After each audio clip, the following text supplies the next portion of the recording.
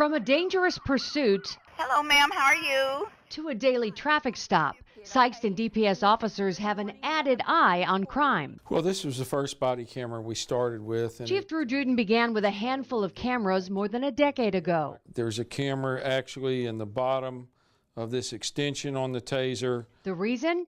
Juden says to protect his officers. It has done that more than it's harmed us. Our officers are very professional and do an excellent job, and it shuts down a lot of those, well, he said this. Don't move. Something Juden says comes up every couple of months. The cameras now seem to hide in plain sight, a part of the uniform that doesn't draw a lot of attention. It sits right underneath the officer's duty collar. Did you know that the police officers here wear body cameras? No. I feel like body cameras would give a better opportunity to show exactly what happened. I think that'd clear up a lot of the rumors of them being police brutality, things of that nature. Ferguson, Missouri.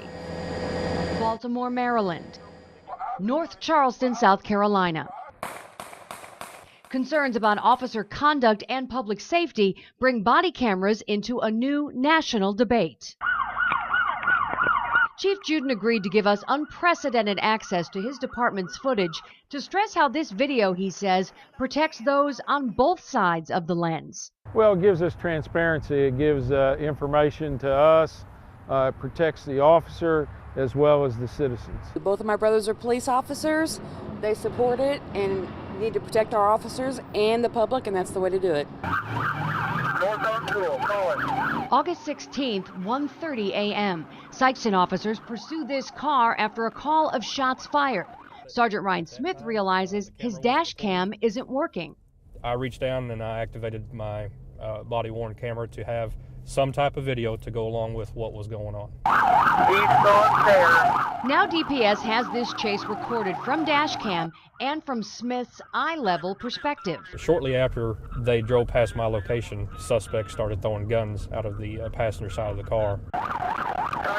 Watch as the chase comes to an end. From another sergeant's dash cam, you see one of the suspects trying to run. Cut to the body cam close-up as he bounces off the hood of Smith's cruiser. Smith gets out, pointing his weapon at the suspect in the back seat. Get in the car! Open the door! Get in the car! Get on the ground! What do you think when you go back and see something like that? Is that all in a day's work, or do you realize at the time that it's that serious of a situation? Yeah, you know, everybody realizes how serious things are. It is all in a day's work, though. Get in there and shut up. Watch this body cam clip from January. A small package is seen falling from a suspect's sock. Testing shows it's 2 grams of crushed hydrocodone. You have the right to remain silent. Anything you say can and will be used against you in a court of law. One of the biggest issues involving police body cameras is your privacy. Imagine an officer has to come to your house, probably for an emotional, even a very volatile situation, and that camera is rolling. Would you want anyone else to get the chance of seeing that video? I think it's a huge concern because while they want us there to protect them and to interact with them, I'm not sure they want all that information public. And there's a huge balance there between privacy and the right to know. While that battle's being fought on the state level, there's also hope this technology improves.